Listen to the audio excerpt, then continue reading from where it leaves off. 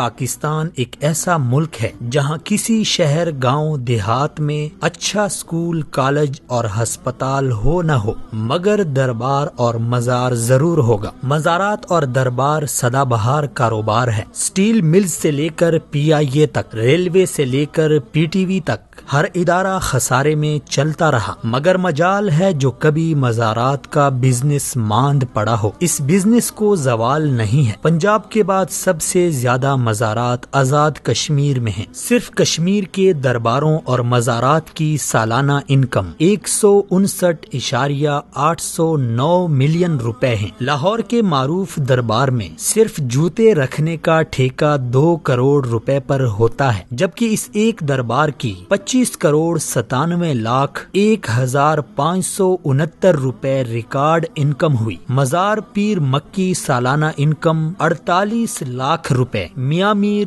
10 لاکھ روپے، مادو لال 6 لاکھ روپے، بی بی پاک دامن 31 لاکھ روپے، دربار شاہ رکن 24 لاکھ روپے۔ ان درباروں اور مزارات میں سے جو محکمہ اوقاف کے تحت ہیں وہاں کرپشن کے قصے زبان زد عام و خاص ہیں۔ ہزاروں دربار اور مزارات وہ ہیں جو محکمہ اوقاف کے تحت نہیں ہیں، ان کی انکم بھی مجاور اور مافیاز کھاتے ہیں۔ حالیہ دنوں صاحبزادگان گولڑا شریف کی شادی خانہ آبادی کے خوب چرچے ہیں۔ پیرزادوں کی شادی کی تقریبات سے ہی اندازہ لگائیں کہ مریدوں کے چندوں پر کس قدر شاہ خرچیاں ہو رہی ہیں۔ غریب مریدوں کے چندے سے منعقد مہنگے ہوٹل کی تقریب میں سیاستدان، صحافی، بیوروکریٹ تو تھے، شاید ہی کسی غریب مرید کو یہاں مدعو کیا گیا ہو۔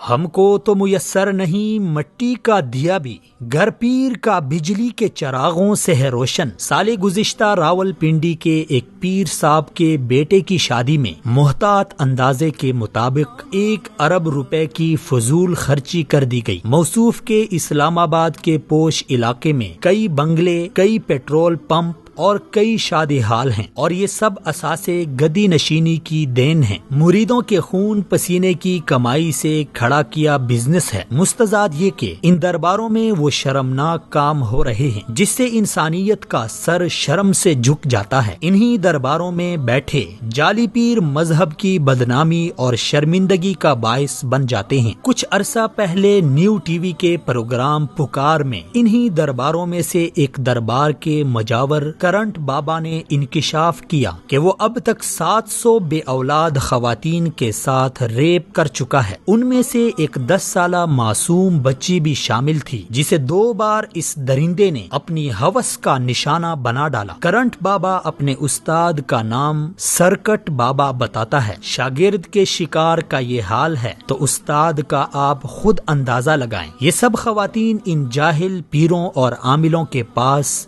بے اولادی کا علاج کرانے جاتی تھی۔ یہ شخص انہیں جنسی درندگی کا نشانہ بناتا تھا اور پھر ڈرا دھمکا کر خاموش کراتا تھا کہ اگر کسی کو بتا دیا تو میرا موکل تمہیں جلا کر بھسم کرے گا، اور یہ خوف کے مارے چپ ہو جاتی تھی۔ اس طرح کے واقعات درباروں اور مزاروں میں تواتر کے ساتھ پیش آ رہے ہیں۔ یہ کوئی معمولی نوعیت کے جرائم نہیں ہیں۔ حکومت کو فوری طور پر مزاروں اور درباروں میں بیٹھے جعلی عاملوں اور پیروں کے خلاف کارروائی کرنی چاہیے تاکہ مزید عزتیں پامال ہونے سے بچ جائیں۔ ان درباروں میں فروکش پیروں کا بھی احتساب ہونا چاہیے کہ وہ غریبوں سے پیسے بٹور کر کیسے اپنی عیاشیوں میں اڑاتے ہیں۔